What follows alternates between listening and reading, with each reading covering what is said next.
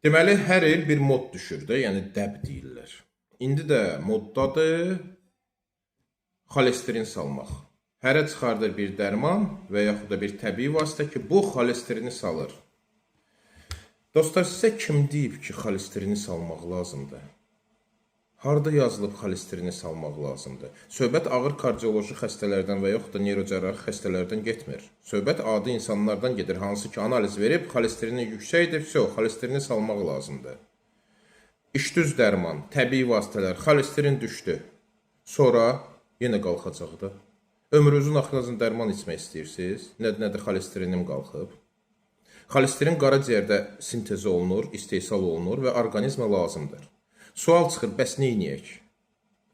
Aktiv olmaq lazımdır. Günə 10.000 addım prinsipin heç kəs yığışdırmayıb. Saat yarım 2 saat vaxt aparır da, hər gün çıxın gəzin. 10.000 addım gəzin.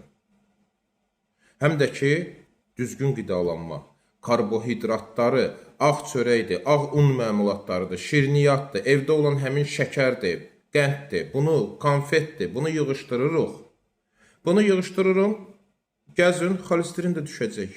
Yəni, həyat tərzinizi dəyişmək lazımdır. Xolesterini salmaq üçün dərman içmək yox. Təbii ki, qərar sizindir, mən yalnız məsləhət verirəm. Videonu sona qədər izlədinizsə, ekranda olan müsbət işarəsini sıxın, videonu paylaşın. Çox sağ olun, minnətdaram.